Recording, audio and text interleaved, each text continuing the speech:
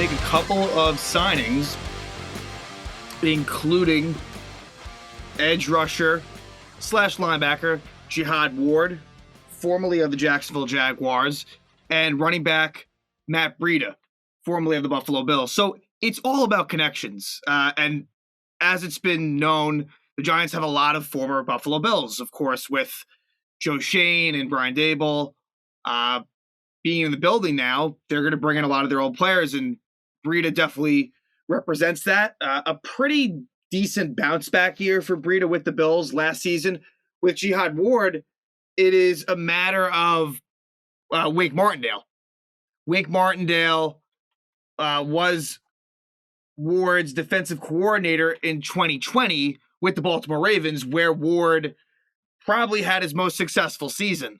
So you learn, I mean, really in sports, but I feel like specifically in football, it's really about those former connections. And if a coach or the front office is comfortable with a player and the feelings are mutual, you're going to really come to an agreement. And that's what's happened here. With Ward, it's definitely a position of need. No question about it. Not that he was really all that successful, but a player that comes to mind is Lorenzo Connor, who just signed with the Atlanta Falcons. And Carter came on at the end of this past season, but it was a disappointing overall between injuries. And, could I see Carter being a decent NFL player? Sure. But his time had basically come. And Ward, definitely will be in the mix. He's someone that, saw about 40% of the snaps the last couple of years with the Ravens and the Jaguars. Versatile player, has bounced around a bit. Started out on Oakland as a second-round draft pick and played a good amount his rookie year in 2016. And, Ward eventually fell out of favor and was traded to Dallas.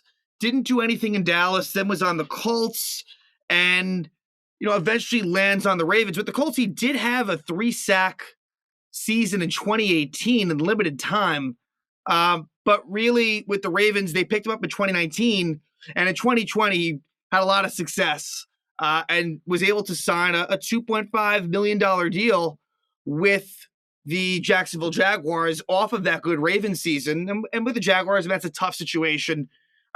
Did have 2 sacks, did have 10 solo tackles, 3 tackles for loss. Like, his numbers were somewhat similar in Jacksonville as compared to Baltimore, but he did play. What was more impressive about Baltimore is he played less games. I think he might have been out with COVID in 2020, but Ward is coming into a room that isn't really that plentiful. O'Shane Ximines, you got to think that he's on the outs. And even if he's not, what is he going to do? Nothing, which is obvious. But, obviously there's Azeez Ojulari, and obviously the future is hopefully bright there after a pretty good rookie season.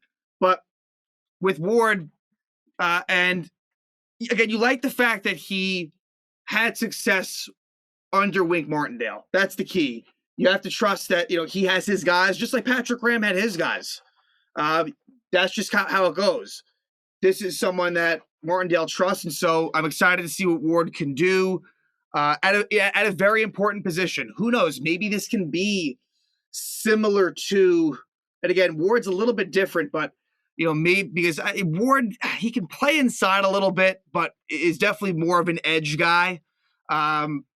Maybe like a 1 year like Marcus Golden deal. Now, Golden, of course, had much more previous success with the Arizona Cardinals than Ward has had, but there has been, some attempts from the Giants to go for sort of these 1 year deals at this position, and some have come with success, some have not. So we'll see what happens. As far as the running back position goes, Matt Breida is a different style running back than Devontae Booker, but as it currently stands, is kind of that replacement. And I think that he is someone that is versatile, is good in the receiving game, and worked pretty well in a tandem, mainly with Devin Singletary last year. And so I think that he right now is ticketed as the backup. There's not much competition. And Saquon Barkley, the assumption is that he will be back And I think that basically, with Booker out, I think that Breida is someone who, had a lot of success in the San Francisco scheme, really burst out early as a guy who was undrafted.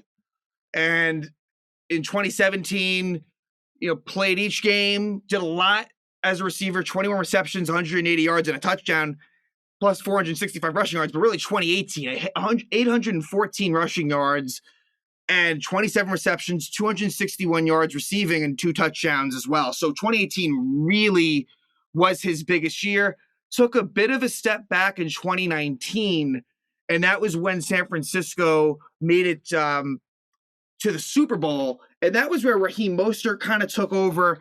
Breida might have been dealing with some injuries that year as well, but definitely took a step back to the point where San Francisco at that point had a logjam at running back, and he was traded to Miami.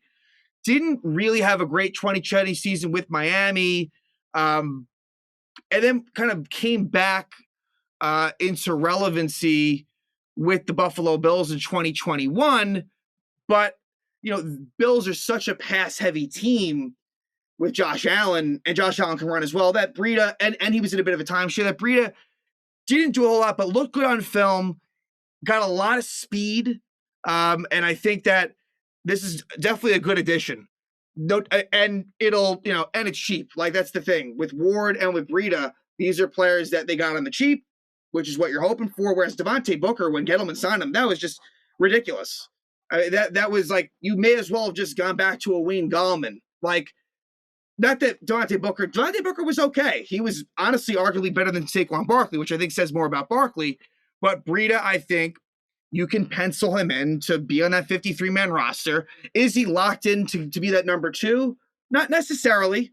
I wouldn't call him like a definite backup running back, but definitely a third down run. Like, I definitely think that you will see him in a third down type of role, and is still a pretty good runner between the tackles as well. So he will get his carries, but there you have it.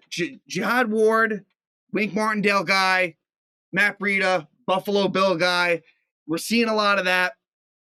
And I would still expect the Giants, not so much free agency, although with moves like this, it makes you wonder, maybe there is some more money available. Not that these were expensive moves by any means, but, kind of waiting and see with James Bradbury. You feel at some point like something will give there, but I think it'll be one of those things where Joe Schoen is going to keep an active eye and see what he can do to improve this team while also, trying to build on the future. Like I said, I don't think that this 2022 season is one to really have crazy high expectations, even though it is a very weak conference and a weak division. But very curious to see where things shake as the draft is a little more than a month away. So we're not too far away for where some of the biggest decisions will have to be made. And obviously the Giants have a lot of draft capital. As we know, they are picking 5th and 7th currently in the first round of the draft.